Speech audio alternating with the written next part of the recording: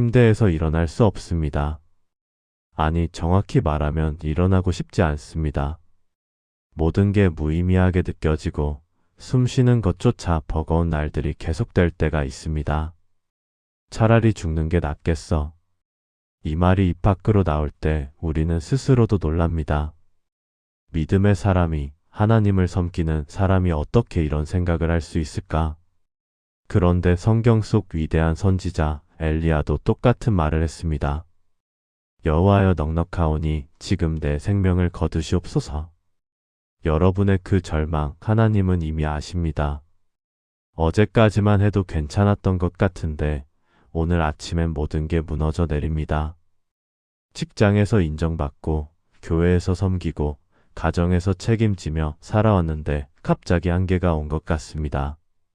아무도 모르게 눈물 삼키며 버티는 시간들이 길어질수록 기도도 말씀도 마음에 닿지 않습니다. 하나님, 정말 저를 보고 계신 건가요? 이렇게 열심히 살았는데 왜 더 힘들어지는 건가요? 차라리 모든 걸 내려놓고 싶습니다. 바로 그 자리에 있는 여러분에게 오늘 들려드리고 싶은 이야기가 있습니다. 열왕기상 19장 엘리야의 이야기입니다. 갈멜산에서 850명의 거짓 선지자를 물리치고 하늘에서 불을 내리게 한 바로 그 엘리야가 단 하루 만에 광야로 도망쳐 죽기를 간구했습니다. 영적 승리의 정점에서 절망의 나락으로 떨어지는 데는 24시간도 걸리지 않았습니다. 그런데 바로 그 자리에서 하나님이 엘리야를 만나셨습니다. 책망하지 않으시고 실망하지 않으시고 버리지 않으셨습니다. 오히려 가장 필요한 것을 공급하시고 가장 부드러운 음성으로 말씀하시며 새로운 사명을 주셨습니다. 오늘 우리가 함께 나눌 10가지 기도 제목은 바로 그 회복의 여정입니다. 번아웃에서 회복으로, 절망에서 희망으로, 도망에서 사명으로 이어지는 하나님의 놀라운 은혜를 경험하게 될 것입니다. 여러분의 로뎀나무 아래 자리에도 하나님의 천사가 찾아올 것입니다. 여러분의 광야 길에도 하나님이 예비하신 떡과 물이 있을 것입니다. 여러분의 동굴 속에도 세미한 하나님의 음성이 들릴 것입니다. 지금부터 함께 그 은혜의 자리로 나아가겠습니다. 사랑의 하나님, 오늘 이 자리에 무너진 마음으로 나아옵니다. 더 이상 버틸 힘이 없다고 느끼는 우리를 불쌍히 여겨주옵소서. 열심히 달려왔는데 갑자기 모든 것이 무의미하게 느껴지는 이 순간, 우리는 엘리야처럼 로뎀나무 아래 주저앉아 있습니다.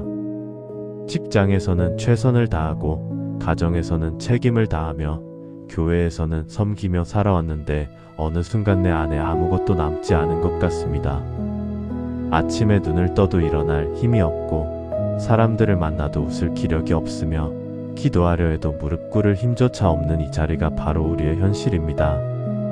하나님, 열왕기상 19장 4절 말씀을 붙잡고 기도합니다.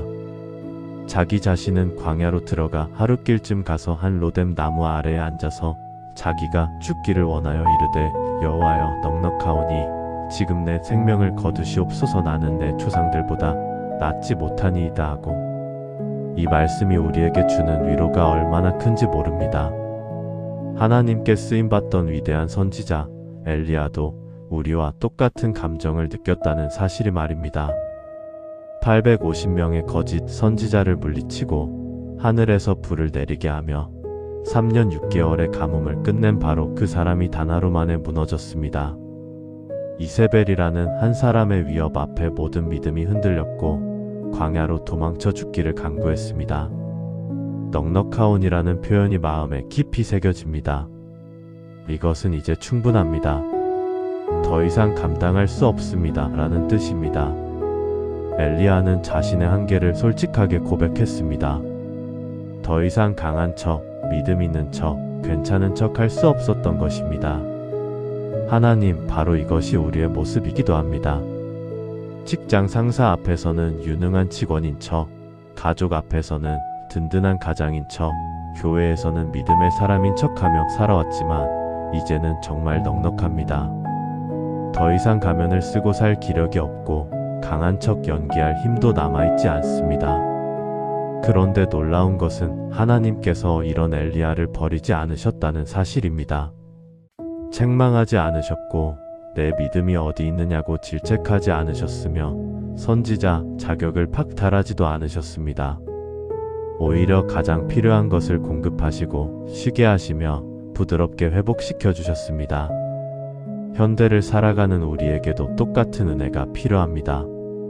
한국 사회의 치열한 경쟁 구조 속에서 우리는 끊임없이 더 많이, 더 빨리, 더 완벽하게 살아야 한다는 압박을 받습니다.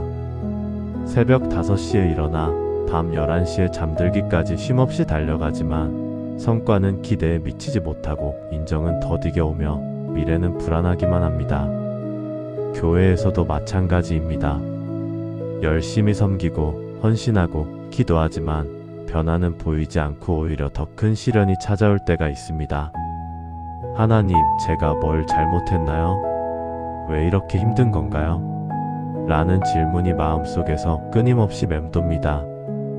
바로 그 자리에서 우리가 기억해야 할 것이 있습니다. 영적 번아웃은 믿음이 없어서가 아니라 오히려 너무 열심히 달려왔기 때문에 찾아오는 것입니다. 엘리야가 무너진 것은 게을러서가 아니라 3년 반 동안 혼자서 하나님의 일을 감당하며 너무 많은 것을 쏟아부었기 때문입니다. 여러분도 그렇습니다. 지금 여러분이 힘든 것은 나약해서가 아니라 지금까지 너무 강하게 버텨왔기 때문입니다. 하나님께서는 여러분의 그 수고를 다 보고 계십니다. 아무도 몰라주는 새벽 기도의 눈물도, 퇴근 후 지친 몸으로 교회에 나와 섬기는 헌신도, 가정에서 혼자 감당하는 무게도 다 아십니다. 그래서 오늘 이 기도를 드립니다. 하나님, 우리의 연약함을 불쌍히 여겨주옵소서. 더 이상 강한 척하지 않아도 되는 은혜를 주시고 솔직하게 넉넉합니다 라고 고백할 수 있는 용기를 주옵소서. 엘리야에게 하셨던 것처럼 우리에게도 필요한 쉼을 허락하시고 회복의 시간을 예비하시며 다시 일어설 힘을 공급해 주옵소서. 오늘 이 기도문을 읽는 모든 분들이 자신의 한계를 인정하고 하나님의 은혜 안에서 쉼을 얻게 하옵소서. 자비의 하나님, 두려움에 사로잡혀 도망치고 있는 우리를 긍휼히 여겨주옵소서. 엘리야가 이세벨의 위협 앞에 무너진 것처럼 우리도 때로는 감당할 수 없는 두려움 앞에 모든 것을 내팽개치고 도망치고 싶을 때가 있습니다. 갈멜산에서 850명의 거짓 선지자를 물리친 엘리야였지만 단 한 사람 이세벨의 말 앞에서는 속수무책으로 무너졌습니다.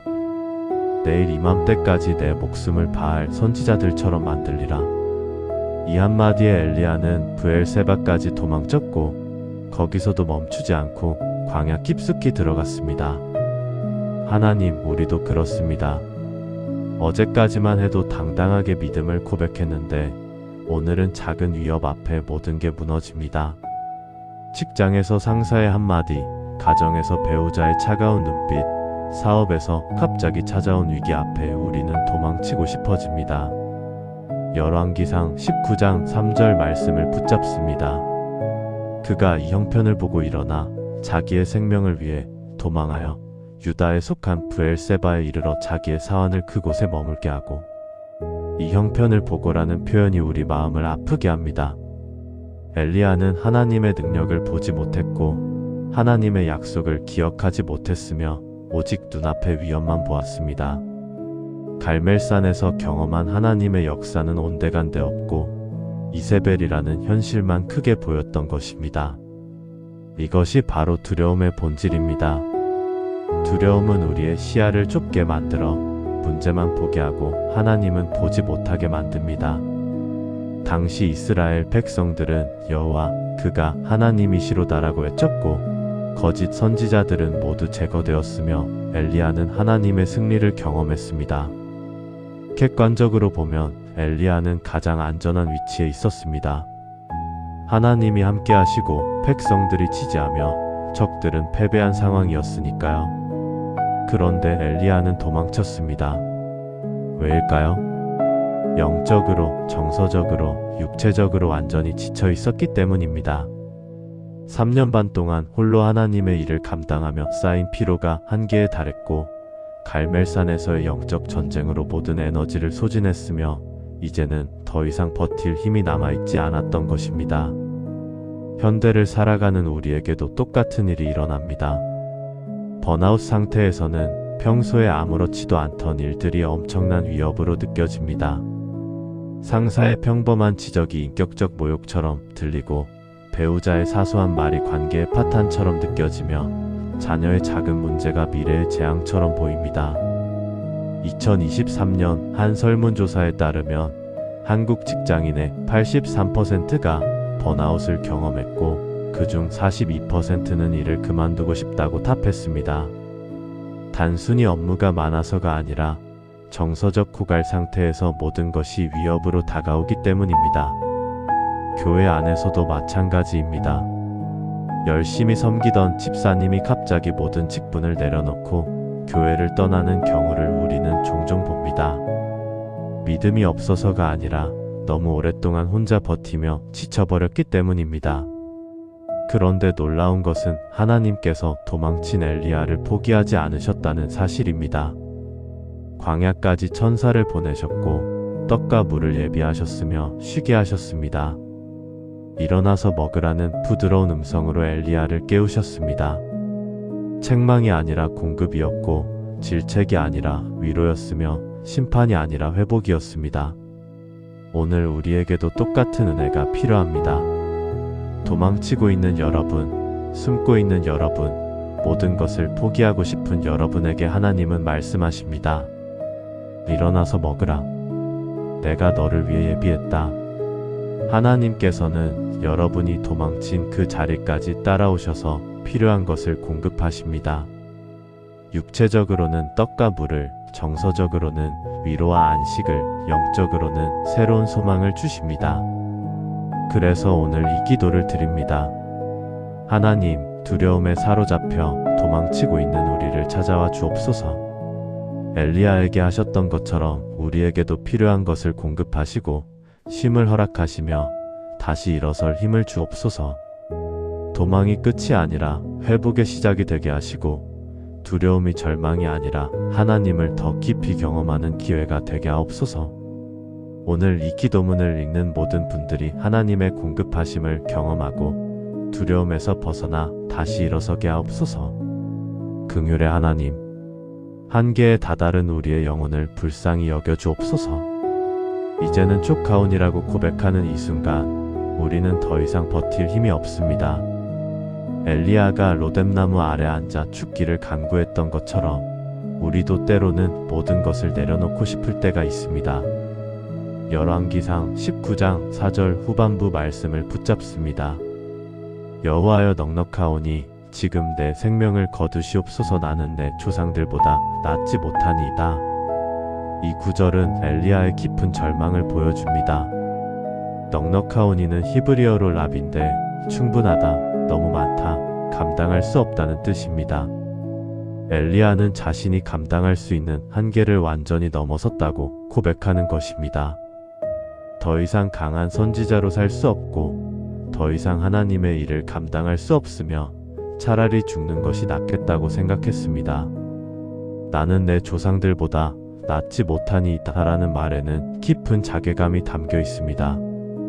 엘리야는 자신을 이스라엘을 구원할 위대한 선지자로 생각했지만 결국 실패했다고 느꼈습니다.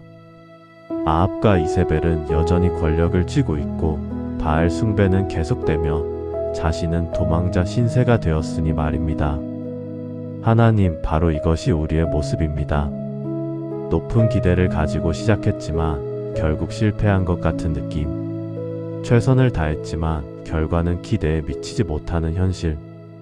주변 사람들은 성공하는 것 같은데 나만 뒤처지는 것 같은 자괴감. 나는 내 조상들보다 낫지 못하니이다라는 엘리야의 고백이 우리의 고백이기도 합니다.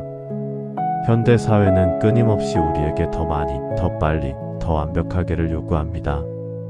직장에서는 더 높은 성과를, 가정에서는 더 나은 부모를, 교회에서는 더 헌신된 신앙인을 요구합니다. 그런데 문제는 우리가 아무리 노력해도 그 기준에 도달하기 어렵다는 것입니다. 한국 사회의 자살률이 OECD 국가 중 1이라는 충격적인 통계가 이것을 증명합니다. 너무 많은 사람들이 이제는 촉가온이라고 외치며 삶을 포기하고 있습니다. 교회 안에서도 마찬가지입니다. 열심히 기도하고 헌신했지만 기대했던 응답이 오지 않을 때, 신앙생활이 무의미하게 느껴질 때 하나님 이제는 촉합니다. 더 이상 못하겠습니다 라고 고백하게 됩니다. 그런데 놀라운 것은 하나님께서 이런 엘리야의 기도를 들으셨지만 그의 생명을 거두지 않으셨다는 사실입니다. 오히려 회복시키셨습니다. 엘리야가 원한 것은 죽음이었지만 하나님이 주신 것은 쉼과 회복이었습니다. 엘리야가 필요하다고 생각한 것은 끝이었지만 하나님이 예비하신 것은 새로운 시작이었습니다. 천사가 엘리야를 깨워 일어나서 먹으라고 말했을 때 엘리야는 그냥 먹고 다시 누웠습니다. 하나님은 그것도 허락하셨습니다. 억지로 일으키지 않으셨고 책망하지 않으셨으며 한 번 더 쉬게 하셨습니다. 그리고 다시 천사가 와서 두 번째로 깨웠습니다. 일어나서 먹으라. 내가 갈 길을 다 가지 못할까 하노라. 이 말씀이 우리에게 주는 위로가 얼마나 큰지 모릅니다. 하나님은 우리가 한계에 다다랐을 때 억지로 일으키지 않으십니다. 충분히 쉽게 하시고 회복되게 하시며 다시 일어설 힘을 주십니다. 그리고 말씀하십니다. 아직 내가 갈 길이 남아있다. 내가 너를 위해 예비한 계획이 있다. 현대를 살아가는 우리에게 필요한 것은 바로 이 은혜입니다. 이제는 촉하다고 느낄 때 그것은 끝이 아니라 새로운 시작을 위한 준비 과정입니다. 번아웃은 실패가 아니라 하나님께서 우리를 멈추게 하시고 회복시키시기 위한 신호입니다. 한 목회자의 간증이 생각납니다. 20년 동안 쉬지 않고 달려오던 그분은 어느 날 갑자기 모든 것이 무의미하게 느껴졌다고 합니다. 설교 준비도, 신방도, 상담도 다 부담으로 느껴졌고 하나님 이제는 촉합니다 라고 기도했다고 합니다. 그런데 하나님께서는 그분에게 3개월의 안식년을 주셨고 그 기간 동안 완전히 회복되었다고 합니다. 안식년이 끝나고 돌아왔을 때 그분은 완전히 새로운 사람이 되어 있었고 이전보다 훨씬 더 깊은 사역을 감당하게 되었다고 합니다. 하나님께서는 우리가 이제는 촉하다고 고백할 때 그것을 끝으로 받아들이지 않으시고 새로운 시작으로 만드십니다. 그래서 오늘 이 기도를 드립니다. 하나님, 한계에 다다른 우리를 불쌍히 여겨주옵소서. 이제는 촉하다고 고백하는 우리에게 억지로 일어나라고 강요하지 마시고 충분히 쉬게 하시며 회복되게 하옵소서. 엘리야에게 하셨던 것처럼 우리에게도 필요한 양식을 주시고 충분한 휴식을 허락하시며 아직 내가 갈 길이 남아있다는 소망의 메시지를 들려주옵소서. 번아웃이 끝이 아니라 새로운 시작이 되게 하시고 절망이 절망으로 끝나지 않고 더 깊은 하나님의 은혜를 경험하는 통로가 되게 하옵소서. 오늘 이 기도문을 읽는 모든 분들이 자신의 한계를 솔직하게 고백하고 하나님의 회복하심을 경험하게 하옵소서. 라파의 하나님, 지친 우리를 섬세하게 돌보시는 주님을 찬양합니다. 엘리야가 로뎀나무 아래 쓰러져 있을 때 천사를 보내어 깨우시고 먹이신 그 사랑을 우리도 경험하기 원합니다.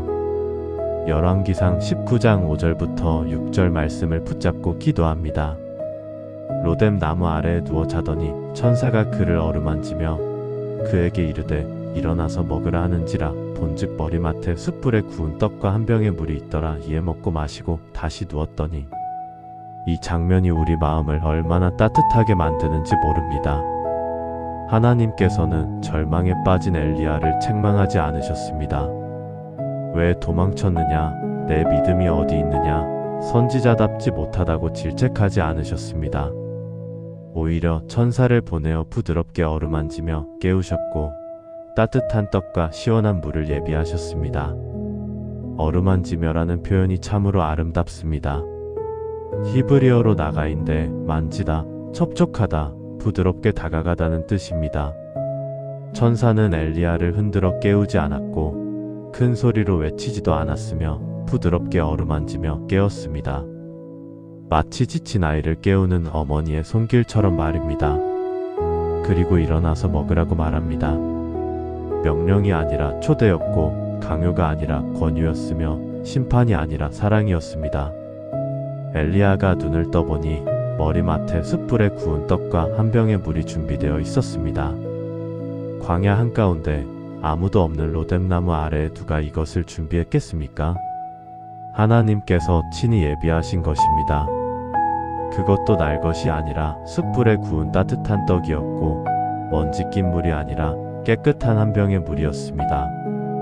하나님의 돌보심이 얼마나 섬세한지를 보여주는 장면입니다. 현대를 살아가는 우리에게도 똑같은 은혜가 필요합니다. 번아웃 상태에 있을 때 우리에게 필요한 것은 큰 기적이나 극적인 변화가 아닙니다. 따뜻한 식사, 충분한 휴식, 부드러운 위로입니다. 2022년 한 연구에 따르면 번아웃을 극복한 사람들의 90% 이상이 작은 일상의 회복을 통해 치유되었다고 답했습니다. 맛있는 음식을 먹고 충분히 자고 사랑하는 사람들과 시간을 보내는 것만으로도 큰 회복이 일어난다는 것입니다. 하나님께서는 우리가 생각하는 것보다 훨씬 더 우리의 필요를 아십니다. 엘리야에게 영적인 말씀을 먼저 주지 않으셨고 새로운 사명을 먼저 주지도 않으셨습니다. 먼저 먹이시고 재우시고 회복시키셨습니다. 육체가 회복되지 않으면 영도 회복될 수 없다는 것을 아시기 때문입니다. 한 간증이 생각납니다. 심한 우울증으로 고생하던 한 청년이 있었습니다. 기도해도 말씀을 읽어도 아무 위로가 되지 않았고 교회에 나가는 것조차 버거웠다고 합니다. 그런데 한 권사님이 매일 그 청년의 집에 찾아가 따뜻한 식사를 해주기 시작했습니다. 말씀을 전하지도 않았고 기도를 강요하지도 않았으며 그냥 조용히 밥을 해주고 갔다고 합니다. 3개월이 지났을 때 그 청년은 완전히 회복되어 다시 교회로 돌아왔습니다. 나중에 그 청년이 간증하기를 권사님의 따뜻한 밥 한 끼가 1000마디 설교보다 더 큰 위로가 되었다고 했습니다. 바로 이것이 하나님의 돌보심입니다. 거창한 기적이 아니라 섬세한 배려로, 큰 소리의 외침이 아니라 부드러운 손길로, 강력한 명령이 아니라 따뜻한 초대로 우리를 회복시키십니다. 그리고 놀라운 것은 엘리야가 먹고 마신 후 다시 누웠다는 사실입니다. 하나님은 그것도 허락하셨습니다. 한번 먹었으니 이제 일어나서 일하라고 재촉하지 않으셨습니다. 충분히 더 쉬게 하셨고 완전히 회복될 때까지 기다려주셨습니다. 현대사회는 우리에게 쉼을 허락하지 않습니다. 조금이라도 쉬면 뒤처진다고 생각하고 잠깐이라도 멈추면 실패한다고 느낍니다.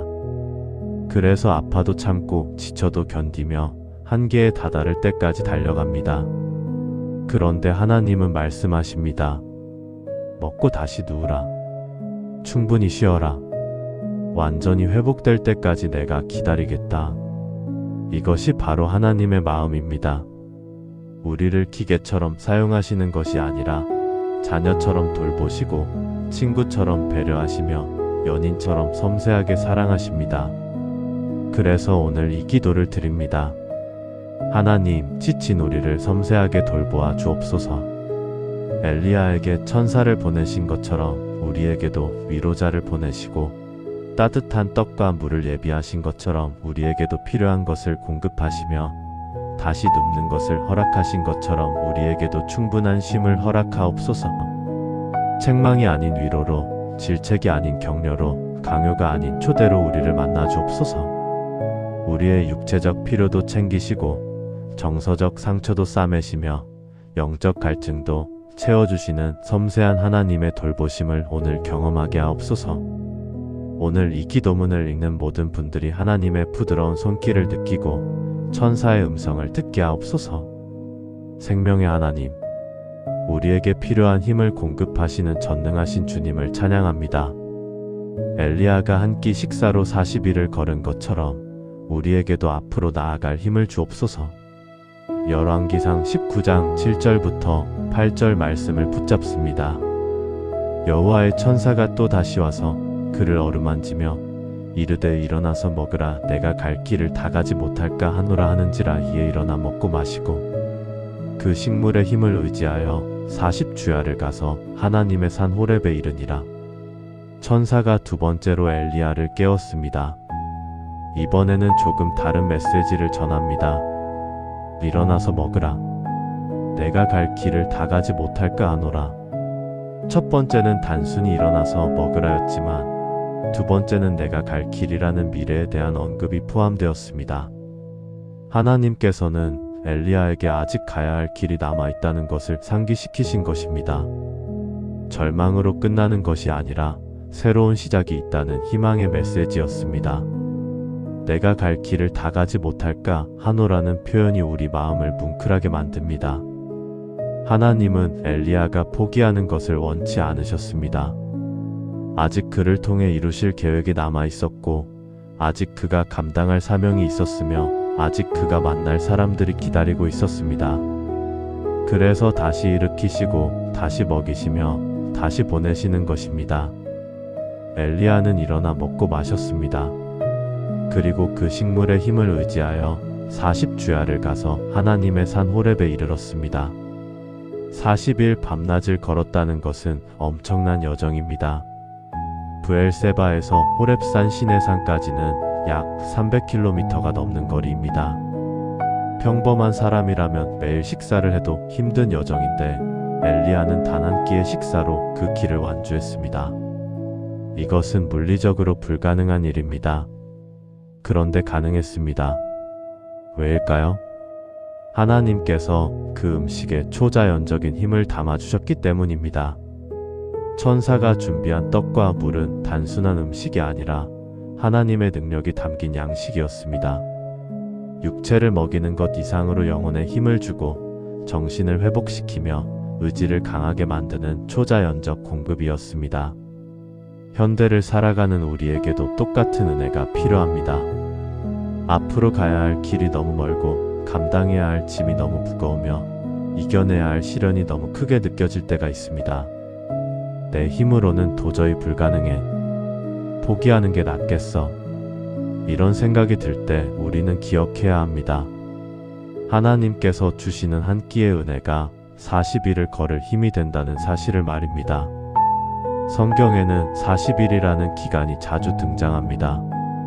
노아의 홍수 때 비가 40일 동안 내렸고 모세가 시내산에서 40일을 금식하며 십계명을 받았으며 예수님도 광야에서 40일을 금식하며 시험을 받으셨습니다.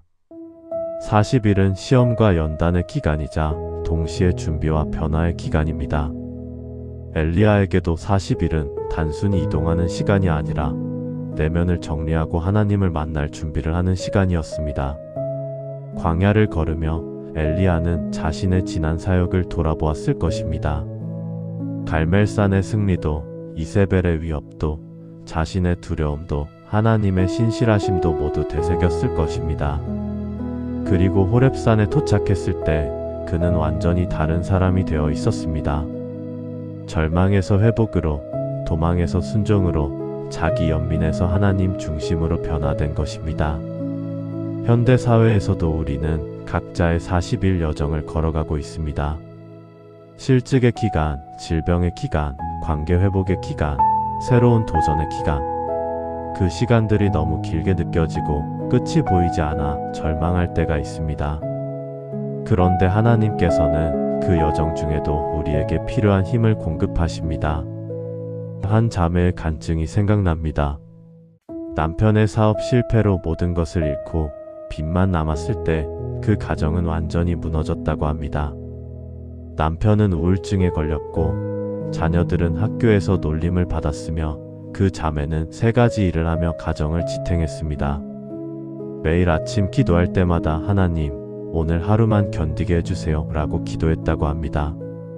그렇게 1460일을 견뎌냈고 정확히 4년 후 모든 빚을 갚고 새로운 시작을 할 수 있었습니다. 나중에 그 자매가 간증하기를 하루하루가 엘리야의 40일 여정 같았다. 하나님께서 매일 아침 필요한 힘을 주셔서 오늘까지 올 수 있었다고 했습니다. 바로 이것이 하나님의 공급하심입니다. 한꺼번에 모든 것을 주시지 않지만 매일매일 필요한 것을 주십니다. 40일치의 양식을 한 번에 주시지 않지만 하루치의 양식에 40일을 견딜 힘을 담아주십니다. 그래서 우리는 일용할 양식을 구해야 합니다. 내일 일은 내일 염려하고 오늘은 오늘 주시는 은혜로 살아가는 것입니다. 그렇게 하루하루 하나님의 은혜로 살다 보면 어느새 40일의 여정을 완주하게 되고 호렙산에 도착하게 되며 하나님을 만나게 됩니다. 그래서 오늘 이 기도를 드립니다. 하나님, 우리 앞에 놓인 긴 여정을 감당할 힘을 주옵소서. 엘리야에게 한 끼 식사로 40일을 걸을 힘을 주신 것처럼 우리에게도 오늘 하루를 살아갈 은혜를 주시되 그 안에 내일까지 이어질 힘을 담아 주옵소서. 내가 갈 길을 다 가지 못할까 하노라는 음성을 들려주시고 아직 우리를 통해 이루실 계획이 남아있다는 소망을 주옵소서. 매일 아침 일용할 양식을 구하며 그 은혜로 하루를 살아가다 보면 어느새 우리도 호렙산에 도착하여 하나님을 만나게 될 줄 믿습니다. 오늘 이 기도문을 읽는 모든 분들이 하나님께서 주시는 초자연적인 힘을 경험하고 끝까지 여정을 완주하게 하옵소서. 거룩하신 하나님, 우리의 마음 깊은 곳을 아시는 주님 앞에 나아옵니다. 엘리야가 호렙산 동굴에 숨었을 때 하신 질문을 오늘 우리에게도 물어주옵소서. 열왕기상 19장 9절부터 10절 말씀을 붙잡고 기도합니다. 엘리야가 그곳 굴에 들어가 거기서 머물더니 여호와의 말씀이 그에게 임하여 이르시되 엘리야야, 내가 어찌하여 여기 있느냐? 그가 대답하되 내가 만군의 하나님 여호와께 열심히 유난하였사오나 이스라엘 자손이 주의 언약을 버리고 주의 제단을 헐며 칼로 주의 선지자들을 죽였사오니 오직 나만 남았거늘 그들이 내 생명을 찾아 빼앗으려 하나이다. 내가 어찌하여 여기 있느냐? 이 질문이 우리 가슴을 파고듭니다. 하나님께서는 엘리야가 어디 있는지 모르셔서 물으신 것이 아닙니다. 전지하신 하나님께서 엘리야의 위치를 모르실 리 없습니다. 이것은 정보를 구하는 질문이 아니라 성찰을 유도하는 질문입니다. 엘리야야, 너는 지금 어디에 있느냐? 내가 있어야 할 자리가 여기냐? 내가 도망쳐온 이 동굴이 내가 머물러야 할 곳이냐? 하나님은 엘리야에게 자신의 위치를 다시 생각해보라고 말씀하시는 것입니다. 엘리야는 호렙산, 즉 시내산에 왔습니다. 이곳은 모세가 십계명을 받았던 곳이고 이스라엘 백성이 하나님과 언약을 맺었던 곳이며 하나님의 영광이 나타났던 거룩한 산입니다. 그런데 엘리야는 그 산의 동굴 속에 숨어 있었습니다. 하나님을 만나러 온 것이 아니라 세상으로부터 도망쳐 숨으러 온 것입니다. 엘리야의 대답을 들어보십시오. 내가 만군의 하나님 여호와께 열심히 유난하였사오나 이스라엘 자손이 주의 언약을 버리고 주의 제단을 헐며 칼로 주의 선지자들을 죽였사오니 오직 나만 남았거늘 그들이 내 생명을 찾아 빼앗으려 하나이다. 이 대답 속에는 세 가지 감정이 섞여 있습니다. 첫째, 자기 정당화입니다. 내가 열심히 유난했다는 말은 나는 최선을 다했다. 잘못한 것이 없다는 뜻입니다. 둘째, 좌절감입니다. 이스라엘 자손이 주의 언약을 버렸다는 말은 내가 아무리 노력해도 소용없었다는 뜻입니다. 셋째, 고립감입니다. 오직 나만 남았다는 말은 아무도 나를 이해하지 못한다. 나는 혼자다는 뜻입니다. 하나님, 바로 이것이 우리의 모습입니다. 최선을 다했지만 결과가 나오지 않을 때 우리도 엘리야처럼 동굴 속으로 숨어듭니다. 사람들을 피하고 책임을 회피하며 자신만의 세계 속으로 들어가 버립니다. 그리고 스스로에게 묻습니다. 내가 왜 여기 있지? 이게 내가 원하던 삶인가? 이게 내가 꿈꾸던 미래인가? 현대 사회에서 이런 질문은 더욱 절실합니다. 한국의 20, 30대 청년들 중 상당수가 이태백 20대 태반이 백수, 3포세대 연애, 결혼, 출산 포기 N 포세대라는 말로 표현되는 현실 속에 살고 있습니다. 열심히 공부했지만 취업이 안 되고 취업해도 미래가 보이지 않으며 결혼하고 싶어도 경제적으로 불가능한 상황. 내가 왜 여기 있지? 내가 이렇게 살려고 그렇게 열심히 공부했나? 이런 질문이 끊임없이 머릿속을 맴돕니다. 교회 안에서도 마찬가지입니다. 열심히 섬기고 기도하고 헌신했지만 기대했던 응답이 오지 않을 때 우리는 영적 동굴 속으로 숨어듭니다. 예배에는 나가지만 형식적이고 기도는 하지만 무기력하며 말씀을 읽어도 마음에 와닿지 않습니다. 하나님, 제가 왜 여기 있습니까? 제가 이렇게 열심히 믿었는데 왜 이런 시련을 겪어야 합니까? 그런데 놀라운 것은 하나님께서 이 질문에 즉각 대답하지 않으셨다는 사실입니다. 엘리야의 긴 변명을 다 들으시고 나서 하나님은 나가서 여호와 앞에서 산에 서라고 말씀하십니다. 동굴 속에 있는 엘리야에게 밖으로 나오라고 하신 것입니다. 이것이 바로 회복의 첫걸음입니다.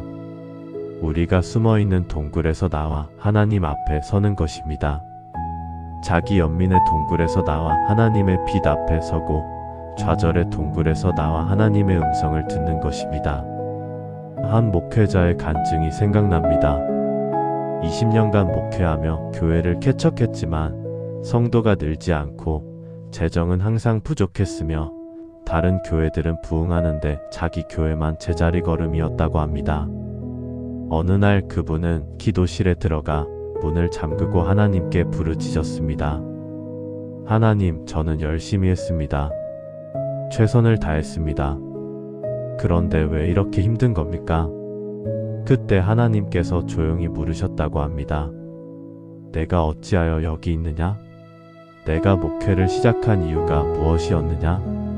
교회 숫자가 목표였느냐? 아니면 나를 섬기는 것이 목표였느냐? 그 질문에 그분은 완전히 무너졌다고 합니다. 자신이 언제부터인가 하나님보다 숫자를, 사명보다 성공을, 섬김보다 인정을 더 원하고 있었다는 것을 깨달은 것입니다. 그날 이후 그분은 완전히 달라졌다고 합니다.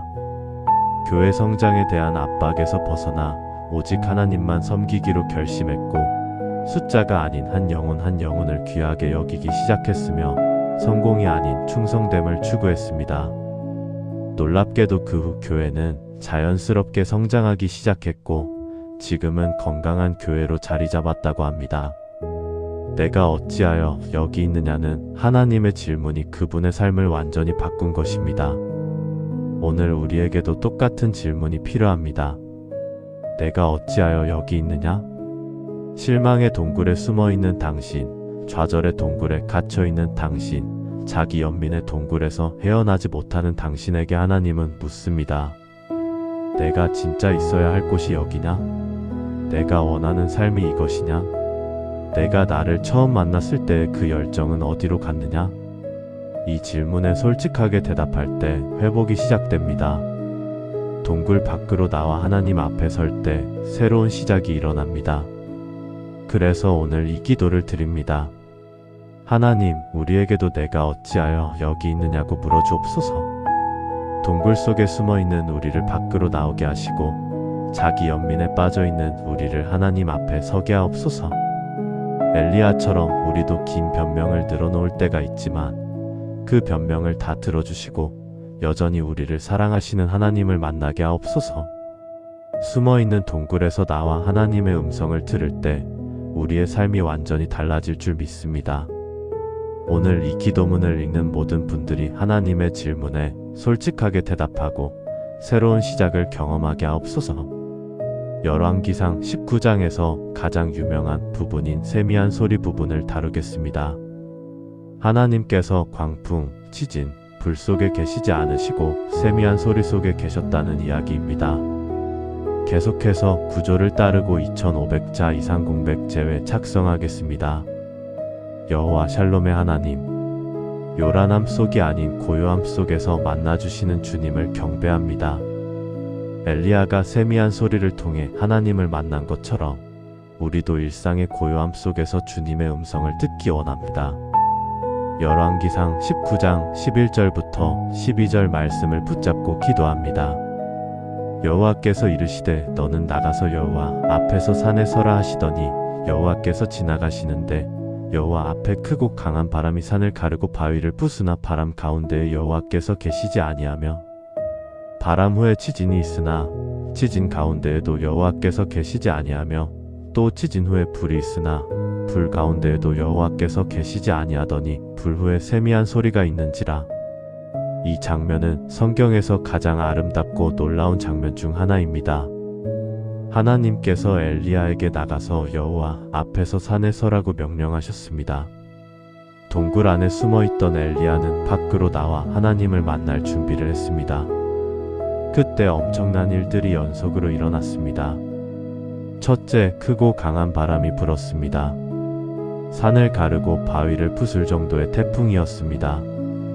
엘리야는 당연히 그 바람 가운데 하나님이 계실 것이라 생각했을 것입니다.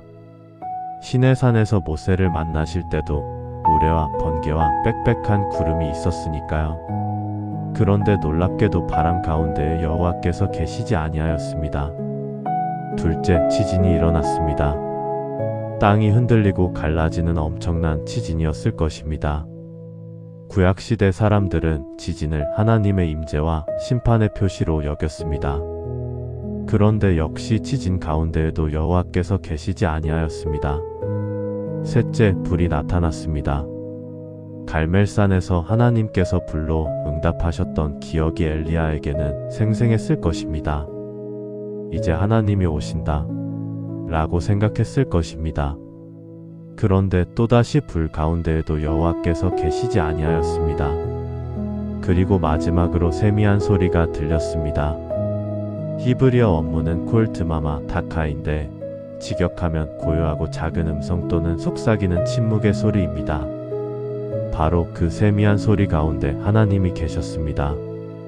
이것이 우리에게 주는 메시지가 얼마나 큰지 모릅니다. 하나님은 항상 우리가 기대하는 방식으로 오시지 않습니다. 요란한 기적을 기대하지만 하나님은 고요한 일상 속에 오십니다.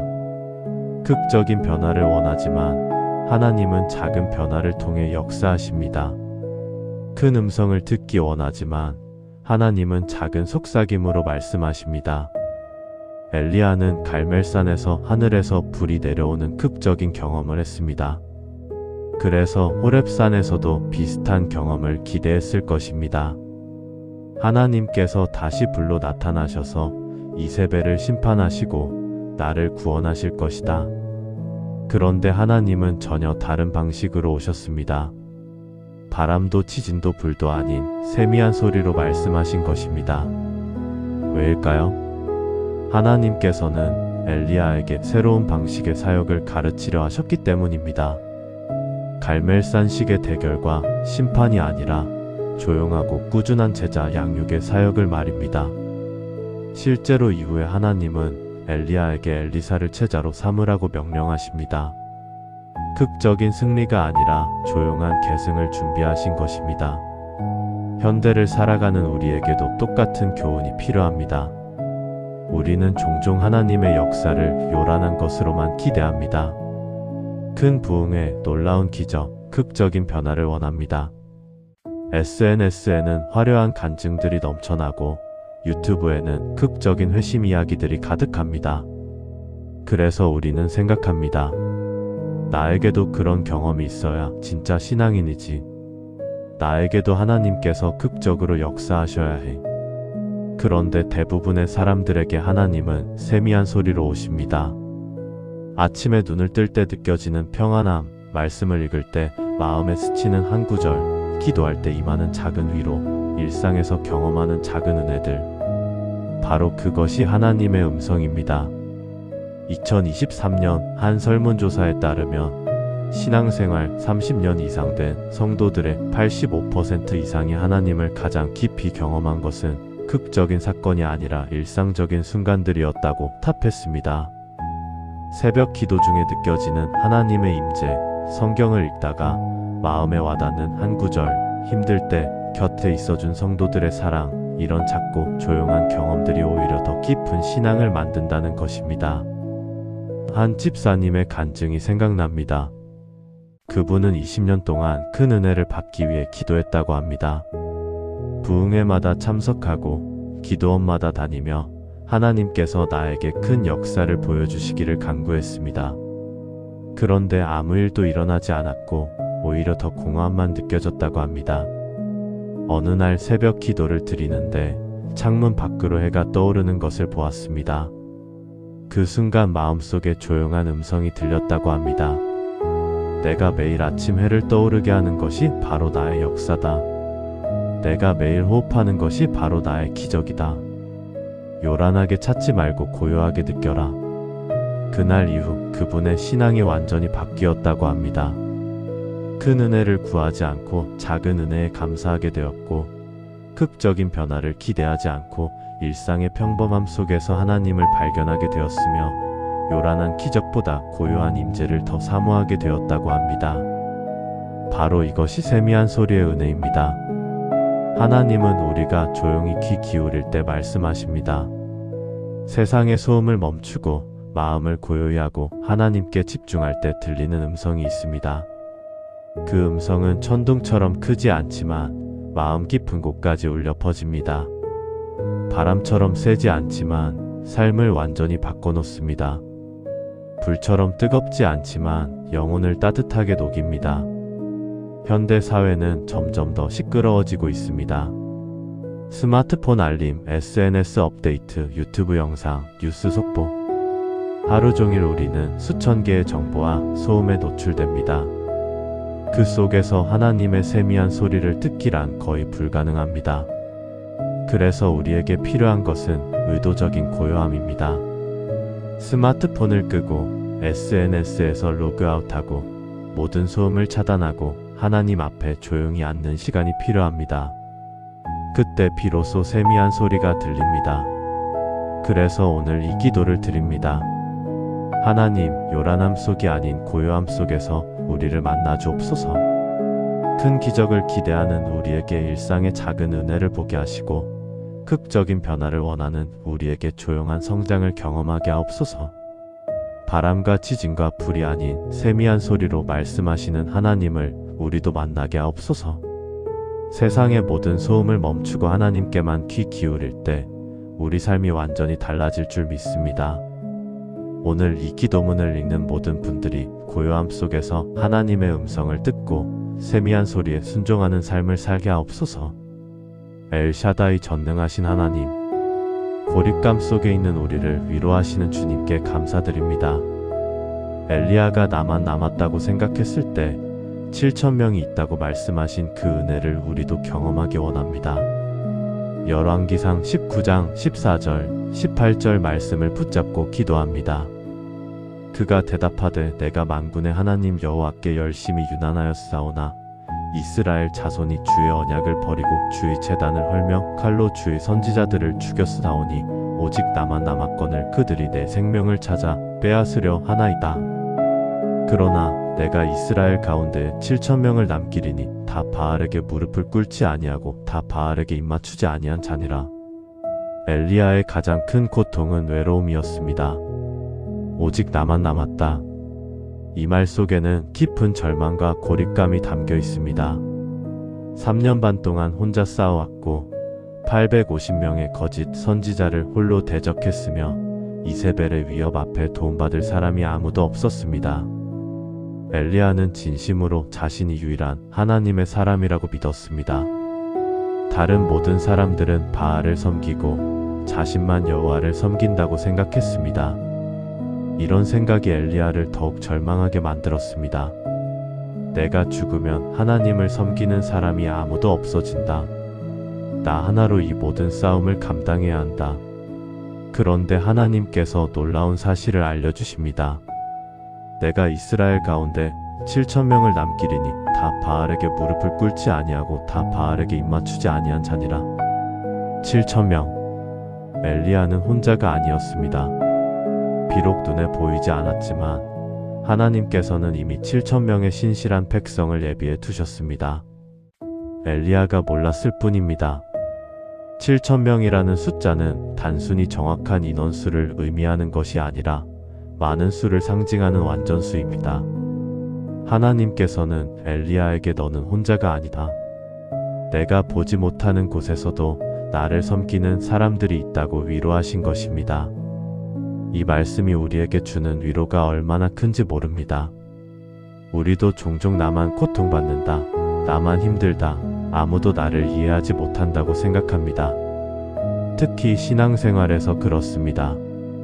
직장에서 혼자 믿음을 지키려 할 때, 가정에서 혼자 신앙을 지킬 때, 주변 사람들이 다 세상을 따를 때 혼자 하나님을 섬기려 하면 외롭습니다. 나만 이상한 사람 같아. 나만 시대에 뒤떨어진 것 같아. 차라리 포기하는 게 낫겠어. 이런 생각이 들 때가 있습니다. 현대 사회는 이런 고립감을 더욱 심화시킵니다. 한국의 1인 가구는 2023년 기준 전체 가구의 40%를 넘어섰습니다. 물리적으로도 혼자 사는 사람들이 늘어나고 있지만 더 큰 문제는 마음의 고립입니다. 수백 명의 SNS 친구가 있어도 진짜 이야기를 나눌 사람은 없고, 수천 명이 모이는 교회에 다녀도 진정으로 교제하는 사람은 없으며, 가족과 함께 살아도 마음을 나누지 못하는 경우가 많습니다. 교회 안에서도 마찬가지입니다. 표면적으로는 많은 사람들과 어울리지만 속마음을 나눌 수 있는 관계는 드뭅니다. 내가 지금 얼마나 힘든지 아무도 몰라. 다들 자기 일로 바쁘고 나에게 관심 없어. 이런 생각에 더욱 움츠러들고 고립되며 결국 신앙생활도 형식적으로 변해갑니다. 그런데 하나님은 말씀하십니다. 너는 혼자가 아니다. 내가 보지 못하는 곳에 7,000명이 있다. 한 청년의 간증이 생각납니다. 대학교 캠퍼스에서 기독교 동아리 활동을 하는 그 청년은 늘 소수였다고 합니다. 다른 동아리는 수백 명씩 모이는데 기독교 동아리는 고작 10여 명. 주변 친구들은 왜 시간 낭비하냐, 종교는 낡은 것이다 라고 비웃었고, 그 청년은 점점 외로워졌다고 합니다. 나만 이상한 걸까? 나만 시대착오적인 걸까? 그러던 어느 날 학교 예배당에서 연합 예배가 열렸습니다. 그때 놀라운 일이 일어났습니다. 수백 명의 크리스천 학생들이 모인 것입니다. 그 청년은 몰랐습니다. 자신처럼 조용히 믿음을 지키는 학생들이 캠퍼스 곳곳에 그렇게 많이 있다는 것을. 그날 그 청년은 울었다고 합니다. 나는 혼자가 아니었구나.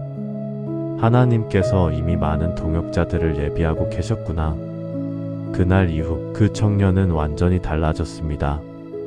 더 이상 외롭지 않았고, 더 이상 주눅 들지 않았으며 담대하게 복음을 전하기 시작했습니다. 바로 이것이 7,000명의 은혜입니다. 우리가 혼자라고 느낄 때 하나님께서는 이미 많은 동역자를 예비하고 계십니다. 우리가 보지 못하는 곳에서도 하나님을 섬기는 사람들이 있고, 우리가 알지 못하는 순간에도 우리를 위해 기도하는 사람들이 있으며, 우리가 느끼지 못하는 사이에도 우리를 격려하는 성령님이 계십니다. 로마서 11장 4절에서 바울은 이 이야기를 인용하며 말합니다. 내가 나를 위하여 바알에게 무릎을 꿇지 아니한 사람 7,000명을 남겨두었다. 하나님께서는 항상 남은 자를 예비하십니다. 세상이 아무리 어둡고 교회가 아무리 타락하고 믿음을 지키는 사람이 아무리 적어 보여도 하나님께서는 신실한 남은 자를 반드시 두십니다. 그리고 그 남은 자들을 통해 역사를 이루어 가십니다. 그래서 오늘 이 기도를 드립니다. 하나님, 고립감 속에 있는 우리를 위로하여 주옵소서. 나만 남았다고 생각하는 우리에게 7,000명이 있다는 진리를 깨닫게 하옵소서. 엘리야에게 보이지 않는 동역자들을 예비하신 것처럼 우리에게도 함께 믿음을 지키는 형제자매들을 보여주옵소서. 혼자라는 거짓말에 속지 않게 하시고, 하나님께서 예비하신 공동체 안에서 서로 격려하며 살아가게 하옵소서. 물리적으로 혼자 있어도 영적으로는 결코 혼자가 아니라는 사실을 깨닫고, 보이지 않는 성도들의 교제 속에서 힘을 얻게 하옵소서. 오늘 이 기도문을 읽는 모든 분들이 나는 혼자가 아니다는 확신을 갖고 담대하게 믿음의 길을 걸어가게 하옵소서. 새롭게 하시는 하나님, 좌절 이후에 새로운 시작을 주시는 주님을 찬양합니다. 엘리야에게 엘리사를 제자로 삼으라 하신 것처럼 우리에게도 새로운 사명을 주옵소서. 열왕기상 19장 15절부터 16절, 19절 말씀을 붙잡고 기도합니다. 여호와께서 그에게 이르시되 너는 내 길을 돌이켜 광야를 통하여 다메섹으로 가서 이르거든 하사엘에게 기름을 부어 아람 왕이 되게 하고 또 님시의 아들 예후에게 기름을 부어 이스라엘 왕이 되게 하고 또 아벨므올라 사밧의 아들 엘리사에게 기름을 부어 너를 대신하여 선지자가 되게 하라. 엘리야가 거기서 떠나 사밧의 아들 엘리사를 만나니 그가 12겨릿소로 밭을 까는데 자기는 12째 겨릿소와 함께 있더라. 엘리야가 그리로 건너가서 겉옷을 그의 위에 던졌더니 하나님께서는 절망에 빠진 엘리야에게 세 가지 임무를 주셨습니다. 첫째, 하사엘에게 기름 부어 아람 왕이 되게 하라. 둘째, 예후에게 기름 부어 이스라엘 왕이 되게 하라. 셋째, 엘리사에게 기름 부어 선지자가 되게 하라. 놀라운 것은 이 세 가지 모두 엘리야가 직접 완수하지 못했다는 사실입니다. 하사엘에게 기름 부은 것은 엘리사였고 예후에게 기름 부은 것도 엘리사의 제자였습니다. 엘리야가 직접 한 것은 오직 엘리사를 제자로 삼은 것뿐이었습니다. 이것이 주는 교훈이 얼마나 깊은지 모릅니다. 하나님께서 엘리야에게 원하신 것은 모든 일을 혼자 완수하는 것이 아니라 다음 세대를 세우는 것이었습니다. 엘리야는 자신이 마지막 선지자라고 생각했지만 하나님은 이미 다음 선지자를 준비하고 계셨습니다. 엘리야는 자신이 모든 것을 해야 한다고 생각했지만 하나님은 그에게 계승자를 찾으라고 하셨습니다. 이것이 바로 번아웃에서 벗어나는 핵심입니다. 모든 것을 혼자 하려는 부담에서 벗어나 함께할 사람을 찾고 세우는 것입니다. 엘리야가 엘리사를 만난 장면이 참으로 아름답습니다. 엘리사는 12겨릿소로 밭을 갈고 있었습니다. 이것은 엘리사의 집이 상당히 부유했다는 의미입니다. 12겨릿소는 큰 농장을 소유한 집 안에서나 가능한 일이었으니까요. 엘리사는 안정적이고 편안한 삶을 살고 있었습니다. 그런데 엘리야가 와서 겉옷을 그 위에 던졌습니다. 이것은 나를 따르라는 선지자의 부름이었습니다. 엘리사는 즉시 반응했습니다. 소를 잡아 백성들에게 먹이고 부모에게 작별 인사를 한 후 엘리야를 따라 나섰습니다. 안정된 삶을 버리고 불확실한 미래를 선택한 것입니다. 이것이 바로 제자도입니다. 현대를 살아가는 우리에게도 똑같은 도전이 필요합니다. 우리는 종종 모든 것을 혼자 하려고 합니다. 교회에서도 한 사람이 여러 직분을 맡고 가정에서도 한 사람이 모든 책임을 지며 직장에서도 혼자 모든 일을 감당하려 합니다. 그 결과는 번아웃입니다. 하나님께서는 우리에게도 엘리사를 찾으라고 말씀하십니다. 함께할 사람을 세우고 다음 세대를 준비하며 사역을 나누라는 것입니다. 한 목회자의 간증이 생각납니다. 30년간 혼자 모든 것을 감당하며 목회해온 그분은 어느 날 완전히 무너졌다고 합니다. 병원에서 더 이상 목회를 계속하면 생명이 위험하다는 진단을 받았습니다. 그때 하나님께서 말씀하셨다고 합니다. 내가 모든 것을 할 필요는 없다. 내 임무는 다음 세대를 세우는 것이다.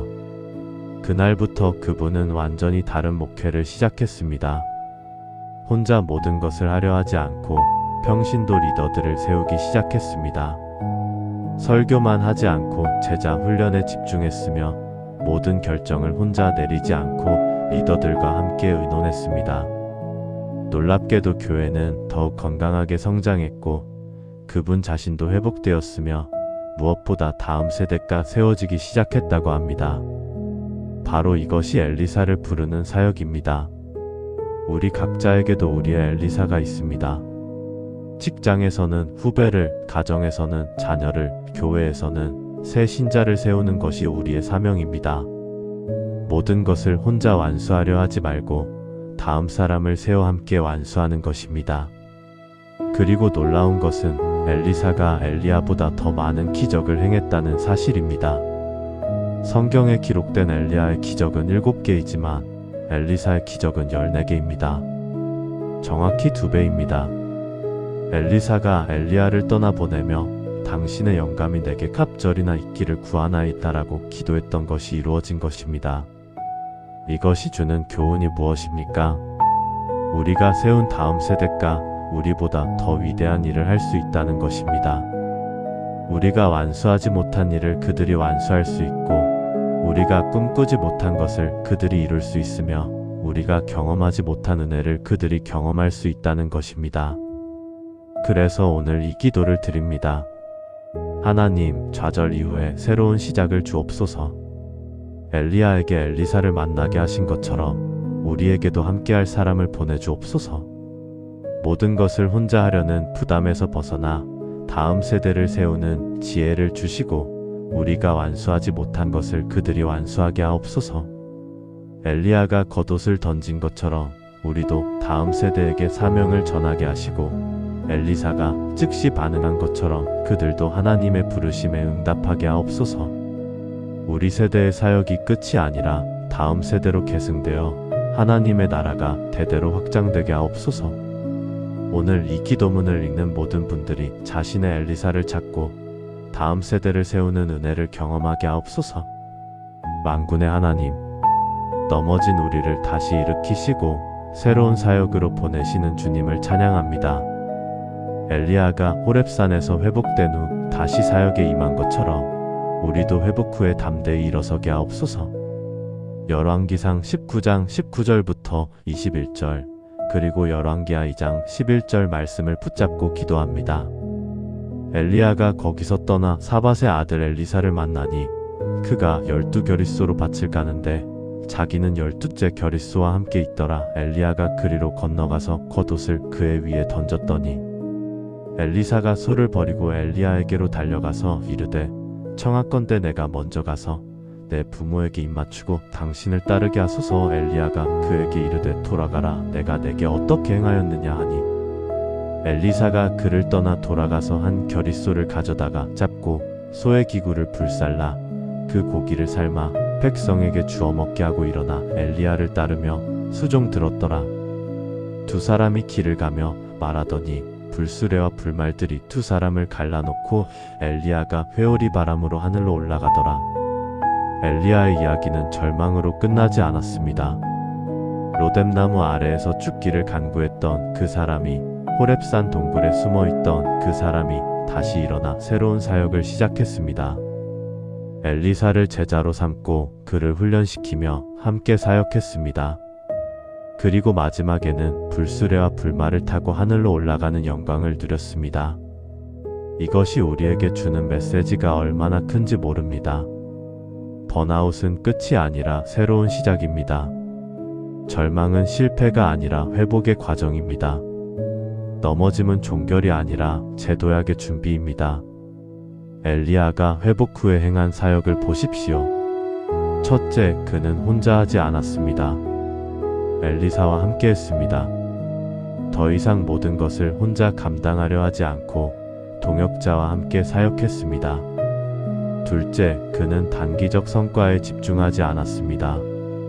당장 이세벨을 물리치거나 아합을 심판하는 것이 아니라 다음 세대를 준비하는 장기적 사역에 집중했습니다.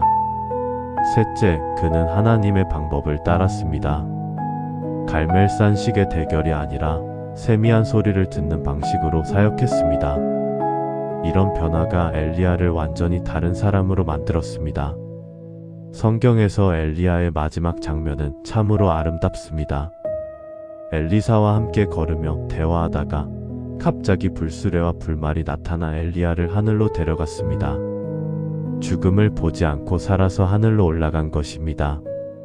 성경에서 이런 영광을 누린 사람은 단 2명뿐입니다. 에녹과 엘리야입니다. 로뎀나무 아래에서 죽기를 간구했던 그 사람이 이제는 죽음도 없이 하늘로 올라가는 영광을 누린 것입니다. 이것이 바로 하나님의 회복입니다. 절망의 밑바닥에서 영광의 정점으로, 죽음을 구했던 자리에서 영생을 얻는 자리로, 포기하려 했던 순간에서 완주하는 순간으로 이끄시는 것입니다. 현대를 살아가는 우리에게도 똑같은 은혜가 필요합니다. 지금 번아웃으로 힘들어하는 여러분, 절망 속에 있는 여러분, 모든 것을 포기하고 싶은 여러분, 여러분의 이야기도 절망으로 끝나지 않을 것입니다. 엘리야처럼 회복될 것이고 다시 일어설 것이며 새로운 사역을 시작하게 될 것입니다. 그리고 마지막에는 상상하지 못한 영광을 누리게 될 것입니다. 한 집사님의 간증이 생각납니다. 10년간 사업을 하다가 IMF 때 모든 것을 잃고 완전히 무너졌다고 합니다. 빚만 수억 원이 남았고 우울증에 걸렸으며 차라리 죽는 게 낫겠다고 생각했다고 합니다. 그때 한 목사님이 찾아와 말씀하셨다고 합니다. 엘리야도 로뎀나무 아래에서 죽기를 원했지만 하나님께서 다시 일으키셨습니다. 당신도 반드시 다시 일어설 것입니다. 그 말씀을 붙잡고 하루하루 버텼고 5년 만에 모든 빚을 갚았으며 10년 후에는 새로운 사업을 시작했다고 합니다. 그리고 지금은 그때 경험을 바탕으로 경제적 어려움을 겪는 성도들을 돕는 사역을 하고 있습니다. 나중에 그분이 간증하기를 로뎀나무 아래의 경험이 없었다면 지금의 사역도 없었을 것이다. 절망이 가장 큰 축복의 씨앗이었다고 했습니다. 바로 이것이 하나님의 역사입니다. 우리의 가장 어두운 순간을 가장 밝은 빛으로 바꾸시고 우리의 가장 깊은 절망을 가장 높은 영광으로 변화시키시며 우리의 가장 큰 실패를 가장 위대한 성공의 발판으로 만드십니다. 그래서 우리는 포기하지 않습니다.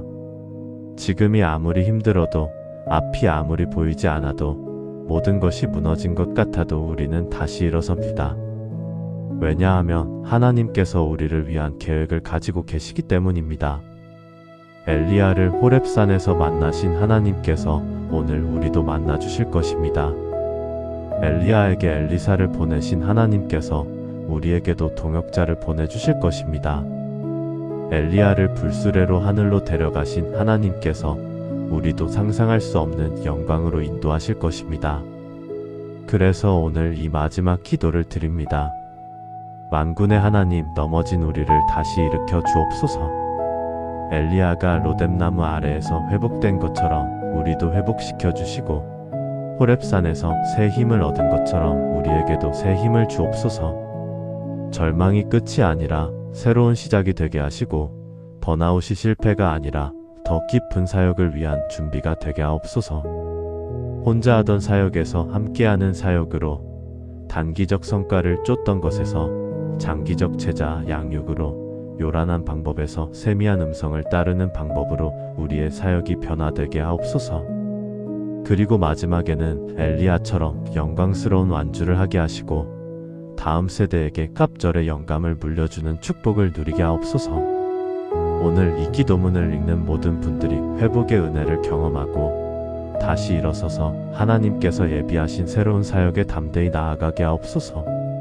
넘어진 자리가 일어서는 자리가 되고 절망의 밑바닥이 영광의 디딤돌이 되며 포기하려 했던 순간이 새로운 시작의 순간이 되게 하옵소서. 엘리야의 하나님, 엘리사의 하나님, 그리고 오늘 우리의 하나님, 우리를 끝까지 포기하지 않으시고 회복시키시며 영광으로 인도하시는 주님께 모든 영광을 돌립니다. 예수님의 이름으로 기도합니다. 아멘. 맺은 말. 사랑하는 여러분, 오늘 우리는 열왕기상 19장을 통해 엘리야의 여정을 함께 걸었습니다. 영적 번아웃에서 시작하여 두려움으로 도망치고 한계에 다다랐지만 하나님의 섬세한 돌보심을 경험하고 40일의 여정을 걸으며 하나님의 질문을 듣고 세미한 소리를 통해 만나며 혼자가 아니라는 위로를 받고 새로운 사명을 발견하여 마침내 다시 일어서는 회복의 과정이었습니다. 이것이 바로 우리의 이야기이기도 합니다. 지금 여러분이 어디에 있든, 로뎀나무 아래든 광야 길이든 호렙산 동굴이든 하나님께서는 여러분을 포기하지 않으십니다. 여러분의 절망을 아시고 필요를 공급하시며 음성으로 말씀하시고 동역자를 보내시며 새로운 사명을 주십니다. 그리고 마지막에는 상상할 수 없는 영광으로 인도하십니다.